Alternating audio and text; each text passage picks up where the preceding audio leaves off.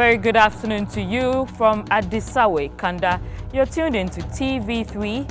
This is Hot Issues and I am Nuong Faalong. On our seat today, we have a senior citizen who prides himself as a security expert. He has been twice a chief of defense staff. And if you've already guessed it, yes, we have Brigadier Nunoo-Mensah.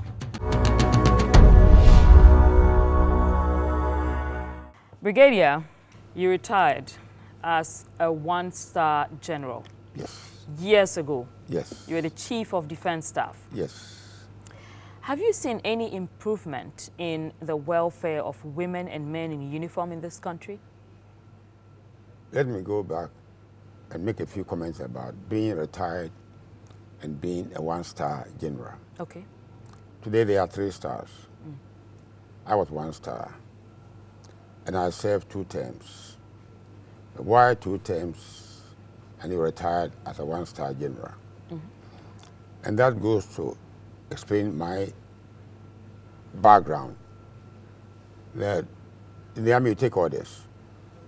Sometimes when the order doesn't make sense to you, you question it. So. And it's not normal to question the order. It's an order is an order. But I'm somebody who will not take something which I know to be wrong. I will question it. And the army, you don't make too much noise. You don't question, you obey orders. So and when you question, didn't really conform? I didn't conform. And you become a burden to many people. That's a good run, Brigadier. Yes. During your time, were there any 2- and 3-star generals? Before me, there was. Because General Akufo, I don't know that you may not know, because these are the people who were executed in 1979. Following the June 4th uprising.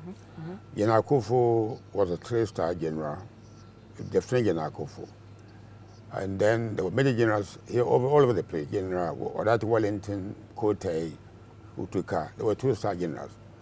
But you see, we are all not the same. We are unique. No 2 people, not even identical twins, are the same. So how did you become chief of defense staff, considering that you had seniors ahead of you? Well, no. These people were murdered, were actually executed. So was it because they were executed? No, there was no other senior officer ahead of us. So after they were executed, the way was. Well, it was not because of me that they were executed. I mean, there was a massive revolution. I'm sure you read about it. 40 years ago, 1979. June 4th. It wasn't a revolution. It was really what I would call a mutiny, rising against authority, established authority. A very frightening thing. We are talking about coup these days, but this wasn't a coup. It was more frightening than a coup.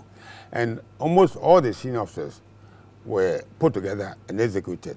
You know, as one thing died at Nima police station, not far from here. So there was an absence of a senior officer. And yes, so you in fact, I was the CDS. most senior officer. One of the most senior. There were 3 or 4 brigadiers. Today, there are more than 100 and over. You know, but so one of them had to be appointed, and I was appointed among the few that were around at the time. But I should have been promoted to Major General and Lieutenant General. But you see, when you are that noisy, that non-conformant, you suffer the consequences. So you were once a national security advisor. I was. When you look at the time you served, Yes. what would you say is your greatest feat? 2009, President Mills became a president, and I had assisted him on a very small scale, but he called me and said, I bought about a year. And I told him, look, Mr. President, may I soldier in all my life. So the best I can do is where I've been properly trained in the area of security. It's okay, but I'm a security advisor. Now, what have you achieved? Advice, going and arresting people for staging a coups and so on, as is the norm today, is not the main job. Your main job is to stop people from complaining. So Mills appreciated you? Of course he did. But when Mahama came, he changed you. They changed because... What do you think about that? When you are very tough, you see, people don't like handling tough people. Trump, changed everybody in the security who are tough. And I'm not going to soften for you. So you were too tough for Mahama? I'm too hot to handle. Too hot to handle. There's the problem. I live by the truth. And I would never lie, even if I began to my truth. I will never lie. So let's be very clear over there. You were saying you were changed by Mahama because you were too tough for him to handle, or too hot for him to handle? I didn't see the need for the changes that took place when President Mills passed on. There was no need. It's like taking over Black Stars and immediately changing Asanwaja, everybody. Were you happy about the changes? Of course, I wasn't happy, not for my own sake. I thought it hurt Ghana. It hurt the NDC and it hurt Ghana as well. But you got a bunch of good people. Is this a feeling you still hold against John Mahama? No, I'm not against him per se. But Ghana is suffering today because our leaders don't take advice. Not only him, all our leaders, even the great Nkrumah, you find this everywhere. I mean, Trump is doing the same thing. Cameron is doing the same thing. Boris Johnson is the same thing in Britain. I mean, I don't know what's wrong with our leaders. When we get power, the power corrupts. The absolute power corrupts absolutely. You think that I'm almost next to God. Still in connection Yes. with John Mahama? Yeah, I'm coming there. Because it's because he changed you. We're having this conversation. No. I want to be very open here. I don't fear. At 82, what do you fear anymore? I mean, all my friends are gone. I keep on burying them, so there are very few left. If I go tomorrow, it's my time to go. But let's live and speak the truth. Speak what we believe in. And what I believe in may not be hurting to me alone, but when I'm with you, it's hurting Ghana. Today, Would you say he doesn't listen to us? No, look at Ghana today. Look at this. Look at the confusion in Ghana. Whether the Takoradi girls or the by-election, I also West Wugon and all the confusion. It's because you've got people who don't know what they're about, who don't understand their work. And we have put them there for political expediency, and they're messing up. And Ghana is suffering for that reason. And it's all a combination of all these factors are creating all the havoc we are having today. But if you were that competent and that good, why would Mahama change you? You see, it's not always the people who are competent are the best people that politicians want. So Mahama didn't want they a want competent people person? that will sing their praises, that will lie down for them. But I'm too tough, I'm too stubborn, I'm too principled. And for that reason, I've suffered a lot. And I started suffering long ago, but it doesn't hurt me. See, life is all the world is a stage. And all the men and women. So you think Mahama changed you because you were too principled? No, not only me.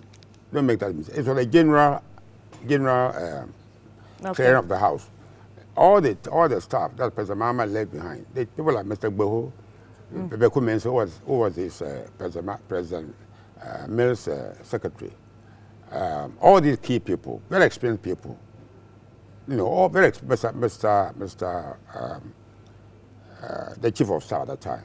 These were people who have acquired years of experience. You can't get me for what I have done and say I know nothing. I don't like talking about myself, but let's not only stand here, but I was the first to go to Canada to train in 1968.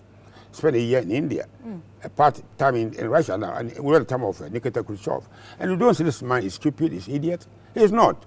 Mr. Gboho was a top civil servant. Many of them. And all this, you clear the house. Now what you are doing, you are cutting your nose to spite your face. You see, but I'm not surprised. Did Mahama cut his nails to spite his face? What happened to him in 2016 election? You think he lost because of some of these changes? In the army, when you go to war, and the general loses the war, he takes the blame. You see, let us learn to behave like the white people. We are trying to become like the white people. How do they behave? They are principled. I was in Britain in 1962. Is Mahama principled? Our leaders are not principled. A few of them, not. Namely? Let me go to President Mills, whom I say and I love. Is somebody, he needed nothing in the world. He used to call me like you and I are sitting down. And we talk. He said, President, I said, when you feature we experience, the man even one day. He seeks your opinion about so many, it's not only about military matters, but you know that being that experience, you've seen and done so many things. You want to tap that knowledge. That's the most important. And all the team that he surrounded himself with, whether it's Secretary, Mr. Nunoo-Mensah, or Mr. Newman, these were very, very experienced people. So the knowledge you get, you are a powerful or good president, not because of you yourself, but the team. As a former national security advisor, look at the state of security in the country right now. Yes. Do you like the state of security? No, I don't like weep. I just sit down and I say, how can Ghana become like this? How has Ghana what happened? Why and how? Talking about Takoradi girl, talking about the I was West Wugon election. We're talking about a so-called attempted coup. These are all funny things. Let's stay on that, the Chakwadi girls. Yes. When you look at the kidnappings of the Chakwadi girls and also the series of murders we have had of policemen, is that a normal security situation? No, it's a real abnormal. And I'm not explaining to you why we are where we are. You see, when you don't have competent people, when you keep on changing them, you come to power and you clear the table. You don't remember, maybe it's too noisy. I mean, it makes so much noise. Clear him, bring a new man there. You bring an incompetent person because it's a party person, you know, and you don't have expertise, you don't have knowledge behind you. Well, this is what happens. Whenever these girls, I'm not saying that disappearance of these girls is something extraordinary. The Chibok girls in Nigeria, up to now, many of them, 5 years now, they haven't found them. It's a very difficult problem. But do you think we handle the case professionally? No, this is what I'm saying, that the people that handle the case, see, they lack expertise, they lack knowledge. And it's because we have been clearing the table every time. You think the CID lacks expertise and knowledge? What I'm saying, look, when in Nkrumah's time, you see people there. I mean, I come to meet people. You can see that the gray hair that I have. I mean, I used to fear them. Oh, gray hair everywhere. That gray hair was not acquired just like that. It was based on experience. So the institutional memory, you know what happened. Then they learn, you know. So I'm saying here that the way the case was handled was very bad. Professionally. I'm not saying that the guy being kidnapped is the fault of the government. But subsequently, how you handle the case, how you show expertise, how everybody gets up and saying something which is not authentic. They will just open their mouth and say something. Before you open your mouth and say something, you must know what you are saying. And not everybody can open their mouth and say anything. Is there a specific person you're referring to? I'm talking about, for example, the Chakwadi girl, the CID boss. I don't know her. And I don't have any political affiliation. In these matters, you know, I'm for Ghana. I love the country so much so that I'm not a party political. You have any professional advice for her? No, what I'm saying is that I resigned in 1982. I mean, among my record, I resigned in 1982 after the murder of the. I don't know whether you were around 82. Were you around? The 3 judges were abducted and murdered brutally, an army officer. I was a member of the government at the time, the PNDC. And I said, how can we belong to a government among whom comes murderers? Tomorrow, how does your grandchild explain that his father was also among murderers? But talking about what should happen to the CID board, and I resigned. What should happen? What do you think should happen to her? I'm telling you, what I did is what she should do. I didn't resign because I had a hand in the killing of the judges. So she didn't have a hand. But you take responsibility for what goes wrong under your watch. That is why I'm saying to you that when generals lose a war in a battle, they are removed. When you lose a campaign, you're president, and you lose a campaign, you don't come back and say, I'm coming back. Your time is finished. You know, so I'm telling the commissioner of police that it's about time she jumped. If she didn't jump, she will push to go. We're still talking to Brigadier Joseph Nunoo-Mensah, and he's telling us to take responsibility. When you make a mistake, you take responsibility for it, and you resign. You're still watching Hot Issues on TV3. We'll be right back. Welcome back. You're still watching Hot Issues on TV3. My name is Nuong Faalong. We still have in the studio Brigadier Joseph Nunoo-Mensah. There was a lot of conversation around, and the Ministry of Information released a communique about an attempted overthrow of the government. Did you hear about this? I heard. I think it was the most unfortunate statement to make. You think the Communication Ministry erred in making that statement? First of all, we mess up with everything that's happening in Ghana. We, the politicians, if this coup attempt was being handled by the security elements, the BNI, the military intelligence and whatnot, you leave it to them. But how did the politician come in to announce? Was he part of the team which was investigating the attempted coup? Well, the team makes the disclosure to them. Yeah. But then after you've actually come up to Ghanaians that attempt was made to overthrow the government, you charge them, and there's no, I didn't see within the charge anything to do with high treason, which is what the coup is. The main charge. Yes, if you are going to overthrow a government, it's high treason. But we understand the charges could change. But the point I'm making is that when I look at the characters who were paraded to staging a coup, these are not coup makers. These are. What does a coup maker look like? A coup maker looks like if you go back to see when you see the FBI actor, SB Atta, the 7 April 17th attempted coup. When you see this brave young man with a force behind him, he had a small force of armored the regiment behind him. He had teeth arm. He had like saying that you want to make me palm soup, but there's no palm. How do you make a soup? You don't have anything. People produce some riffraffs, produce some locally made rifles, whatever. They're going to make a coup. Are you going to seize TV3, seize Radio Ghana, seize Radio Gold? Now they also know more. Or seize what are you going to do? These were jokers. He said, you don't come and tell Ghanaians a serious matter like this, announce as if something terrible is going to happen. And then, if it's going to happen, at this stage, you should have all the evidence. I've been out of military intelligence before, in the 70s. You don't go and announce that the coup d'etat is in the making when you haven't got all the facts. So you think the information ministry erred? They hurried too much. He himself hasn't seen a coup before. I don't think, if you are 50 years old, you haven't seen a coup before. The last coup was 40 years ago. At least if you are 10 years old, you'll be 50 today. And he's not 50. I know he's not 50 yet. So, but you don't go and announce things and frighten people, disturb our peace. Tell the world Ghana is not safe because we are still in the way of, in the realm of making coups. These are things that you joke with. Before you say this. Is a coup impossible today? What do you want to say a coup? What is a coup? What is a coup? People say coup. What is a coup? Coup is a violent overthrow of the government, of the state. It's a high treason. And civilians can never, by themselves, organize a coup. They have to entice some military men to join them. And that will expose you to be arrested. So you're saying we need heavy military involvement to be able to succeed? If we are going to use guns, who are going to use the machine guns and the mortars and whatnot? Military. So those people that they showed on TV are planning to overthrow the government. There was no way they could overthrow a government. They could play the fool. But the statement said some officers were involved. Have they been produced? Well, we haven't seen their faces. But why haven't they charged them if they were involved and also put them before court like we did with the civilians? You see, we must behave in a way that will look credible. We are a serious country in a serious world. You can't be saying anything and think you can get away with it. I had handled coup makers before, and in the process of collecting intelligence, you collect so much information. Now, when I say that, Mommy, you are plotting a coup, there's no way you can deny it because the evidence is clear before you. You see, but you cannot follow people for 1.5 years. So I hear, and then you say we have the evidence, then put the evidence in court, then you are hedging the evidence. I mean, it's not right. So when you say military intelligence, what role exactly would the military intelligence have played in foiling a coup? Military intelligence, I mean, I was head of the military intelligence.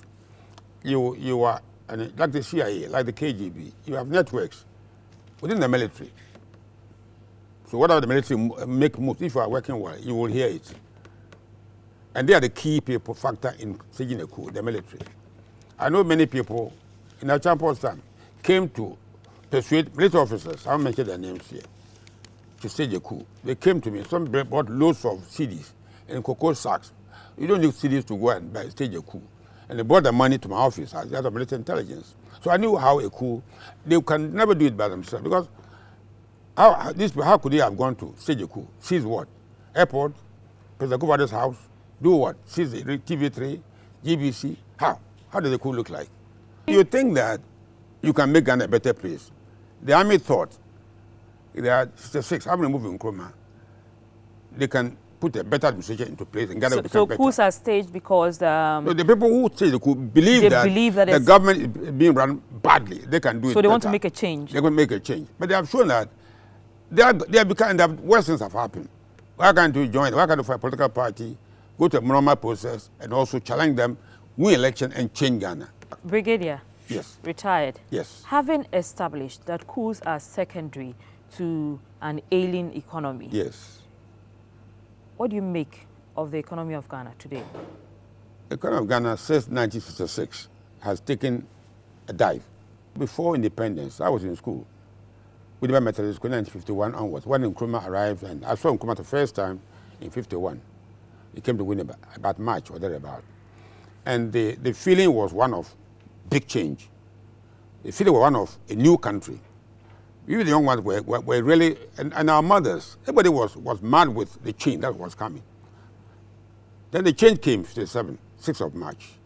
And we saw Ghana moving like a big ship across Sombo Dam, Takoradi Harbour. So the change was positive? Was positive. I mean, this road from Accra to Winnipeg wasn't there. All this began to happen. You know, and then, so they saw the change. The factory here, I was once chairman of Georg, the steelworks, pharmaceuticals. Now, every drug is imported. Why we had the factory there, which will be making the drugs, we now import everything. We talk about the economy being bad. When we're importing everything. We do have some pharmaceutical companies in Ghana. Yeah, but Georg was a big one. And Nkrumah wanted to start up the infrastructure, the base. When I build a big house, like Ghana was going to build, you look at the education. There were only a few secondary schools. And Nkrumah created about more than 12, 50 secondary schools. Winnipeg was a port. I had to go and carry cocoa and cement to make money to pay my school fees. Tama Harbour came. So you could see, Akos Dombo was in the making. Straight fair. Down go to the city, it's like hell. So you could see Ghana rising. You could feel it. You can feel it. Then came the coup. There was a attempted coup on Nkrumah in 1958. But you know, then attempts were made on Nkrumah. I'm not talking as Nkrumah's apostle. I'm not apostle of Nkrumah, but I'm just telling you what I saw and believed they were right. You know, I wasn't a member of the CPP. So you're saying the state of the economy now the is... way it was. And then coming back to this, then Nkrumah was overthrown. We began to dismantle all the positive things. That was the saddest aspect of Nkrumah. Black Star Line. Today, if you had Black Star Line working, all our things coming from abroad, in foreign ships. Many young people will be working the Black Star Line in Tema. Ghana Airways, Ajari, Dokunu. This way, I was in Britain, I saw young Ghanaians piloting the VC-10, a jet plane. And you were very proud that the black man could manage his own affairs. That all disappeared. It all vanished away. You know, Aboso Glass Factory, the rubber factory at Bonsa rubber factory. We were taking off, like a plane taking off, gathering speed, and the engine is put, then the plane came to a halt. And we are in that halt. We haven't taken off again. So are the fundamentals weak? When we dismantle it, the president is trying to talk about establishing factories, every district, every one factory. They were there, we destroyed them. You can't do anything. How can you find the money to go and build them? So if today we can't feed ourselves. So we can't build the roads. So you're saying today's we can't economy build school for our weak. children. Is today's economy weak? From what I'm gathering, make your own conclusions. The children, there's free education. Go and see what the children are studying. Go and see what we can't build structure for them. You can't build. In my time, it wasn't any better. But we had teachers who were committed to us. We had teachers who were not paid, but they were committed to teaching us. So there's no commitment. Teachers, look, you are selling schools for your children at Flagstaff Square. And mothers were running around like headless chicken looking for school for their children. That's how you build a modern Ghana. Don't blame the president alone. Don't blame President Akufo-Addo alone. Many things he has to do right. Many things his ministers have to do right. Is Akufo-Addo doing right? Many things. Many things. You, me, all of us have to wake up and build Ghana. Today we're talking about making Ghana the cleanest city in Africa. You go to Kantamanto. I walk on the street. You go and see. Go to see Kolebu. Go to Lavender Hill. You know what's called Lavender Hill? Is Akufo-Addo running the country right? No. You see, when the minister tells you that they're going to attempt to coup, what he's saying to me and you that they are not running the country right. Let's see. I'm just coming. This is what he says, because people who do coups announce nepotism, there's inefficiency, all kinds of things against the government. So if the Minister for Information is telling us, you and me, that people were attempting to overthrow the government, he's telling you in effect that they're not running the country properly. Well, if the country running properly, how should anybody overthrow that country, that government? But if it's being run properly, why should anybody in right mind overthrow the government, which is run beautifully? If the people who go to school, who go to Blackstone Square to pay for their children, run around without schools. Yes. You made some interesting comments about former President John Dramani Mahama. Yes. You indicated that the changes he made and surrounding himself with inexperienced people was part of... Hurt him. It hurt his chances it hurt him heavily. Of becoming president. Yeah, it hurt him, and he must take responsibility for that. Do you think he stands a chance in 2020? I'm not, Ghanaians will tell, not me. But it hurt him. It hurt him, and it hurt his party. And I'm saying to you, today, in Britain, I was in Britain, promised I'd resigned in Britain. They don't come back. Mrs. Clinton lost the election to President Trump. She didn't come back. What I'm saying to you, they say when you lose a battle, what do a leader of a team, and anything goes wrong, you take moral responsibility for their defeat. So you keep saying when the leaders lose, they need to take responsibility, retire or step back. No, are you saying President Mahama shouldn't come back? I'm coming there. When you blame yourself for the defeat, and then what do you do? then you say, I'm going to come back and right the wrong, which I did. Then you have a what do you call it? A committee, Dr. Kwesi Bochu's committee. They come back with the reason for your defeat. Then we sit on them, but they're not palatable. We don't run things like that. The reasons for the defeat are yes, not palatable. you must take blame. So should he come back? No, but if you don't, why I lost? I failed. If I lost, I did professional exam. I lost one subject. I risked that exam without knowing why I failed. How can I go and risk it? You have to re-examine yourself. But the issue of going to re-examine yourself is something which will make you healthy. In fact, should make the party healthy. So should he come back or not? I've told you. I've said it openly. But he's back. Maybe it's too late now to go back. Would you prefer if he went back? If I were him, I would never come. I would never do. Look, I retired the chief of defense staff at age 42. Brigadier General. I've never tried to come back. I've never. Ghana is moving forward. What you should do is to position yourself to help your party to look at Britain, Cameroon, and so on. Look at what's happening. But let's learn lessons from what's happening. They're not going to come back. Theresa May is not going to come back, and Boris Johnson is messed up things, but he's not going to come back and say, I'm coming back. No. Let the party sort themselves out. You have generals who fought a war. The general lost a war. They are replaced. You don't readjust them and bring them back. General, a lot of people say you are an NDC member. Are you a card-bearing member of the NDC? I've been a card-bearing member of the MPP. I stood for MPP in 1996. Are you a card-bearing member of the NDC? I've never. President Mills, yes, I keep on, people say you are a political flirt. I'm not a flirt. I just want Ghana well. Which party do you belong to right now? No party. My party is Ghana. Which party are you going to vote for? Which party? I'll decide when the time comes. In 2020, which party are you voting? We are still a few months to go. But, many Ghanaians are actually so dejected that they are saying they wouldn't even vote. No, this is a very short. Will you vote, General? I vote. Will you vote in 2020? I will vote. Who will you vote for? Oh, but it's a long way. A week is a long time in politics. Said a man called Harold Wilson. A week is a long time. If somebody did something, to be honest with you, to talk about politics. But you don't like the way the economy is being run. No. The way Ghana is being run. You also do not like President Mahama's time in office. So who are you going to vote for in 2020? Because it's going to be President Akufo-Addo against John Dramani Mahama. To be honest with you, very honest with you, this country needs a third force, a third party. Are you willing to be that third force? Yes, I'm actually involved in. You see, I don't think the way we are going will save this country. The NDC and the Electoral Commission do not have a very cordial relationship.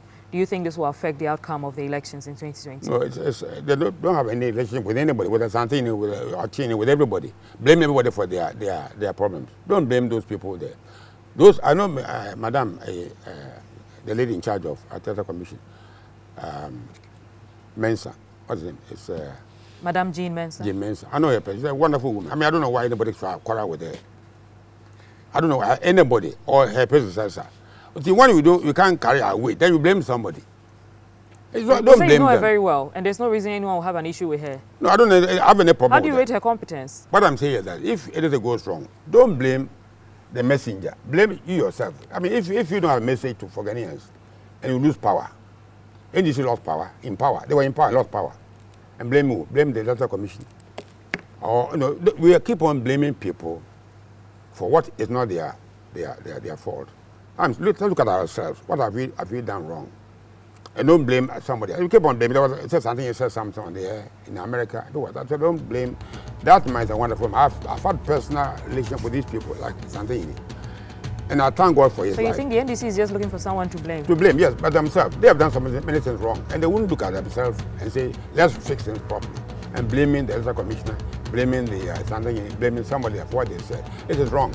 Don't blame me. Blame yourself. Thank you, Brigadier. It's been a good time having you on the show. Thank you. And thank you. God bless Ghana. And that was Brigadier Joseph Nunoo-Mensah. He has a message for the NDC. Don't blame people around you, blame yourselves. You've been watching Hot Issues on TV3. Join us again next week, same time. Good afternoon.